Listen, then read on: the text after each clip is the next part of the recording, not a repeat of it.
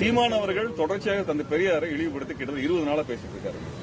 ஆனால் இதுவரைக்கும் திமுக அரசு நடவடிக்கை எடுக்கவே இல்லை.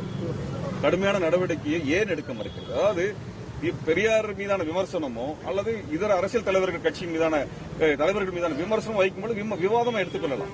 ஆனா பெரியார் சொல்லாத ஒன்ன ஒருத்தர் பேசி அதை பரப்புரை செய்யும் போல தடுக்க வேண்டிய பொறுப்பு திமுக இருக்கு. ஏன்னா திமுக தந்தை பெரியார் அவர்களை தனது வழிகாட்டியாக, தனது அடையாளமாக, தனது தலைவராகவே அவர் அடையாளப்படுத்துகிறார். திராவிட மாடல் ஆட்சி என்று சொல்கிறார். திராவிட மாடல் என்கின்ற அந்த அரசியலை உருவாக்கியவர் தந்தை பெரியார்.